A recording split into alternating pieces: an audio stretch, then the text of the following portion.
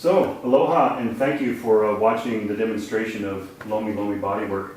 I wanted to kind of give a brief explanation of some of the moves that I was doing in hopes that those out there who might be interested in learning this work, you might be saying, well, how can these techniques help me in what I do? And of course, all of us are integrated therapists and we want to integrate the techniques into what we're already doing.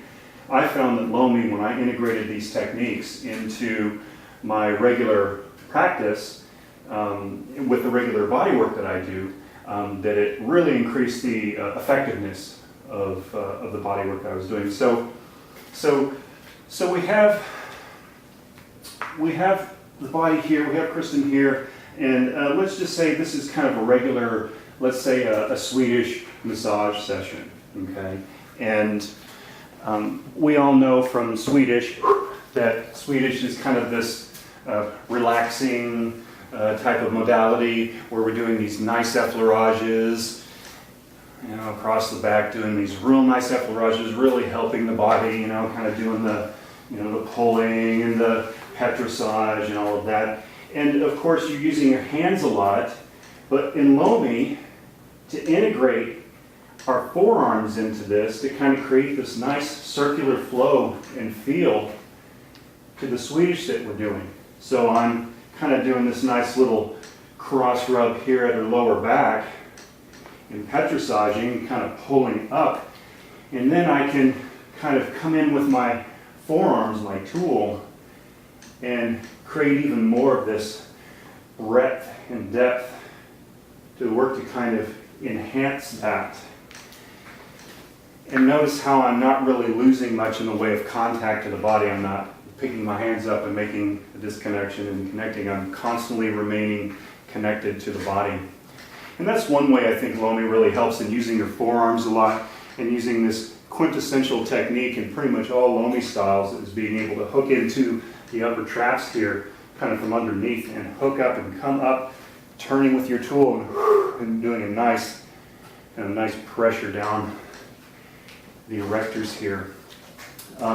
One thing that I also like about Lomi is that you can also manipulate the person's body too when you're doing Lomi. So from this angle, let's say I'm working on the shoulder and doing some nice pracitioner here, or maybe I want to do a nice little deep technique where I use my forearm to kind of come in and do some nice pressure right in here. I can also give some dynamic movement to this person's shoulder, barring that she doesn't have any restrictions here, to kind of open up this channel, to open up this area here where lats and teres and the infraspinatus is, the supraspinatus is. I can use my forearms to kind of hook in and kind of give this nice opening feel. Bringing her arm back up, giving her this kind of nice motion, opening up the back. It's just a nice little way to add in when we're doing our Swedish and just kind of integrating in. But notice I'm kind of totally aligned with my body when I'm doing this work too. I'm not in any one fixed position, and that's one of the things that I think Lomi really helps the therapist who's kind of in, okay, I'm here, I'm compartmentalizing, and I'm just going to work here, and then I'm going to stop, and then I'm going to work over here. Lomi kind of gives us this interconnected balance where we are kind of dancing and moving with grace around the table, using that mindful elbow to hook in, to give a nice deep feel. And when we're using our mindful elbow, we're not using this pointy part, we're using the flat part. So when I come up, hook in and bring my arm all the way back behind my ear here, then that sets up this nice flat surface for me to come in and do nice pressure here. And that probably feels pretty good. And then I do this nice homage brush stroke to kind of nicely finish the technique. So you can also see where, we get into using our thumbs a lot to connect in and kind of do this kind of nice deep work. And we're kind of putting a lot of pressure on our thumbs and to really give that effectiveness to doing deep tissue work, hooking in here. And then I want to just kind of rest it up and just kind of come in.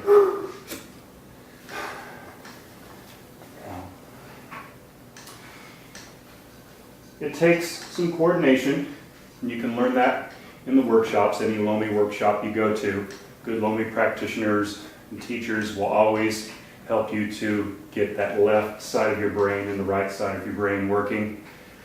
Right side of your brain controls the left side of your body, the left side of your brain controls the right side of your body. And in Lomi, when we do this movement, when we do katalele, which means flying, we are literally creating an infinity symbol with our body, crossing over what we normally would not do with our body. And this, from a physiological standpoint, from brain science, helps us to realign our movements so that I can be doing one thing with one hand while doing something with the other. So she's getting some nice pressure here, and at the same time getting some nice pressure here to feel interconnected, to kind of have this correlation, her sensation, her feeling between this part of her body and this part of her body. That's for all you left brain folks out there that, like the science of stuff. And for the rest of us, those of us who are, in the right brain a lot, we kind of think of this work as clearing work, where we're kind of clearing out negativity, taking stored pent-up energy, pent-up trauma, and just clearing out of the body. That is kind of why we breathe in Lomi as well, also because we need that oxygen in order to move and keep ourselves fed so that we can do this without passing out. But the breath in Lomi, that shamanic, it's taking that perceived trauma and wiping it off of their body.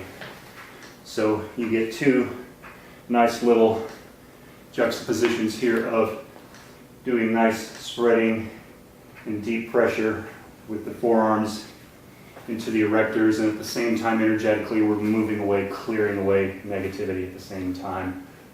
That perceived negativity, trauma.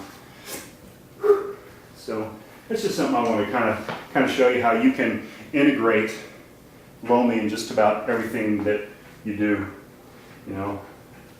One more technique I'll show to kind of integrate stuff. Sometimes when we're doing deep work, things might not feel as comfortable. We certainly don't want to generate a lot of pain for somebody. I don't believe in putting somebody in a pain cycle to take them out of one. But sometimes if we're working, say like we're working on the shoulder, we're working on infraspinatus, and we want to try to get that, that loosened up, we sometimes might have to do some passive release therapy where we're kind of pressing in, holding in, and ironing out and doing this kind of pin and stretch type thing. And that can sometimes be kind of a nervy thing for people, and they can really feel it. Sometimes they might feel it as just real intense sensation, and it might be a little uncomfortable. And what's the one thing that we do? What do we do when we stub our toe? We immediately go and start to rub it because we want to try to reset that brain pain pattern. So if I'm working on somebody and they're kind of like, ooh, they're really feeling that as I'm hooking into infra here, then I can do this nice little brush stroke to kind of finish it off, and kind of give some effectiveness that I think really works. So you can definitely include Lomi into a lot of the clinical stuff that you do, or the Swedish stuff that you do, or you can just keep Lomi as it is. It's a beautiful style of body work that you can do from head to toe. Make that person feel very safe, very honored to be on the table, and give them a blissful experience. And where can they reach you, Jason? My website is austinlomibodyworks.com. It has all the information you need about workshops that I might be teaching, and also my private practice if you want to schedule a session. And I give people thorough consultations about Lomi and what to expect and what their needs are, boundary-wise, draping-wise, that sort of thing. All right, thank you very much for making content with us today. Thank you so much, Miki. Aloha. And Kalikimaka, happy Festivus, happy Hanukkah, Merry Christmas, and Merry Solstice, all my pagan friends out there.